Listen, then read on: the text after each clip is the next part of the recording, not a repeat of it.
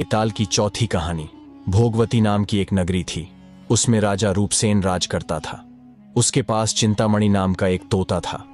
एक दिन राजा ने उससे पूछा, हमारा विवाह किसके साथ होगा? तोते ने कहा, मगध देश के राजा की बेटी चंद्रावती के साथ होगा। राजा ने ज्योतिषी को बुलाकर पूछा तो उसने भी यही कहा। उधर मगध देश की राजकन्या के पास एक मैना थी। उसका नाम था मदन मंजरी। एक दिन राजकन्या ने उससे पूछा कि मेरा विवाह किसके साथ होगा, तो उसने कह दिया कि भोगवती नगर के राजा रूपसेन के साथ। इसके बाद दोनों का विवाह हो गया। रानी के साथ उसकी मैना भी आ गई। राजा रानी ने तोता मैना का विवाह करके उन्हें एक पिंजरे में रख दिया। एक दिन की बात है कि तोता मैना में बहस हो गई। मैना ने कहा, आदमी बड़ा पापी, दगाबाज और अधर्मी होता है। तभी तोते ने कहा, स्त्री झूठी, लालची और हत्यारी होती है। दोनों का झगड़ा बढ़ गया तो राजा ने कहा, क्या बात है, तुम आपस में लड़ क्यों रहे हो? मैना ने कहा, महाराज, मर्द बड़े बुरे होते हैं। इसके बाद मैना ने एक कहानी सुनाई। इलापुर नगर में महाधन नाम का एक सेठ रहता था। विवाह के बहुत दिनों के बाद उसके घर एक लड़का पैदा हुआ। सेठ ने उसका बड़ी अच्छी तरह से लालन पालन किया, पर लड़का बड़ा होकर जुआ खेलने लगा। इस बीच सेठ मर गया। लड़के ने अपना सारा धन जुए में खो दिया। जब पास में कुछ न बचा तो वह नगर छोड़कर चंद्रपुरी नामक नगरी में जा पहुंचा। वहां हेमगुप्त नाम का साहूकार रहता था। उसके पास जाकर उसने अपने पिता का परिचय दिया और कहा कि मैं जहाज लेकर सौदागरी करने गया था।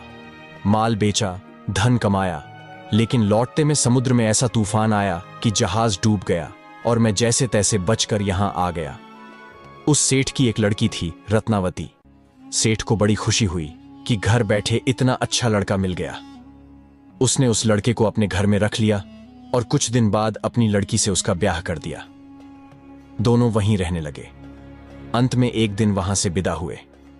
सेठ ने बहुत सा धन दिया और एक दासी को उनके साथ भेज दिया। रास्ते में एक जंगल पड़ता था।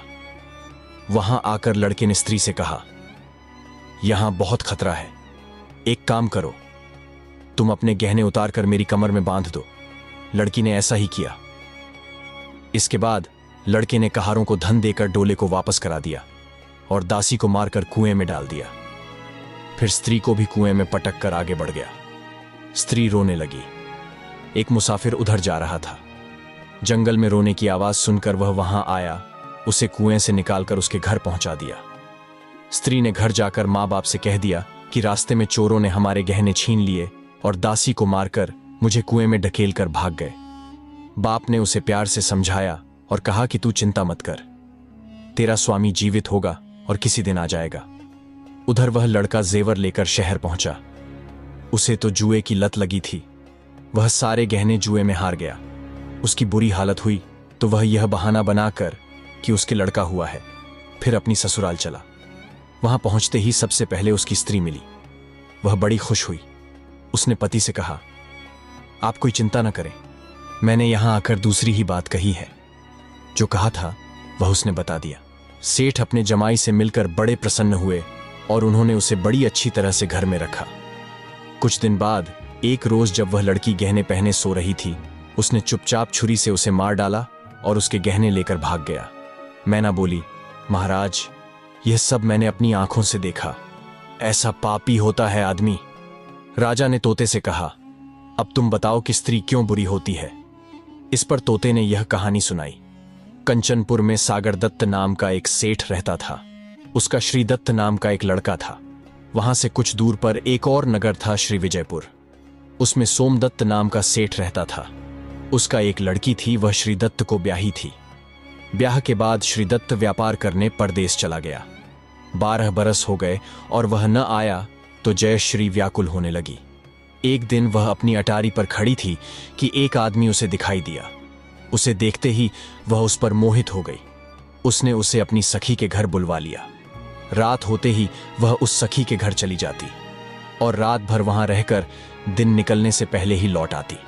इस तरह बहुत दिन बीत गए। इस बीच एक दिन उसका पति परदेश से लौट आया। स्त्री बड़ी दुखी हुई। अब वह क्या करे? पति हारा थका था। जल्दी ही उसकी आंख लग गई और स्त्री उठकर अपने दोस्त के पास चल दी। रास्ते में एक चोर खड़ा था। वह देखने लगा कि स्त्री कहां जाती है। धीरे धीरे वह सहेली के मकान पर पहुंची। चोर भी पीछे पीछे गया। संयोग से उस आदमी को सांप ने काट लिया था और वह मरा पड़ा था। स्त्री ने समझा सो रहा है। वहीं आंगन में पीपल का एक पेड़ था जिस पर एक पिशाच बैठा यह सब चीज देख रहा था। उसने उस आदमी के शरीर में प्रवेश करके उस स्त्री की नाक काट ली और अब फिर उस आदमी की देह से निकलकर पेड़ पर जा बैठा। स्त्री रोती हुई अपनी सहेली के पास गई। सहेली ने कहा कि तुम अपने पति के पास जाओ और वहां बैठकर रोने लगो। कोई पूछे तो कह देना कि पति ने नाक काट ली है। उसने ऐसा ही किया। उसका रोना सुनकर लोग इकट्ठे हो गए। आदमी जाग उठा। उसे सारा हाल मालूम हुआ तो वह बड़ा दुखी हुआ। लड़की के बाप ने कोतवाल को खबर दे दी। कोतवाल उन सबको राजा के पास ले गया। लड़की की हालत देखकर राजा को बड़ा गुस्सा आया। उसने कहा, इस आदमी को सूली पर लटका दो। वह चोर वहां खड़ा था। जब उसने देखा कि एक बेकसूर आदमी को सूली पर लटकाया जा रहा है तो उसने राजा के सामने जाकर सब हाल सच सच बता दिया। बोला, अगर मेरी बात का विश्वास ना हो तो जाकर देख लीजिए, उस आदमी के मुंह में स्त्री की नाक है। राजा ने दिखवाया तो बात सच निकली। इतना कहकर तोता बोला, हे राजा, स्त्रियां ऐसी होती हैं। राजा ने उस स्त्री का सिर मुंडवाकर गधे पर चढ़ाकर नगर में घुमवाया और शहर से बाहर छुड़वा दिया। ये कहानी सुनाकर बेताल बोला, राजा बताओ कि दोनों में ज्यादा पापी कौन है? राजा ने कहा, स्त्री। बेताल ने पूछा, कैसे? राजा ने कहा, मर्द कैसा ही दुष्ट हो, उसे धर्म का थोड़ा बहुत विचार रहता ही है, स्त्री को नहीं रहता, इसीलिए वह अधिक पापिन है। राजा के इतना कहते ही बेताल फिर पेड़ पर जा लटका। राजा लौट कर गया और उसे पकड़ कर लाया। रास्ते में बेताल ने 5वीं कहानी सुनाई।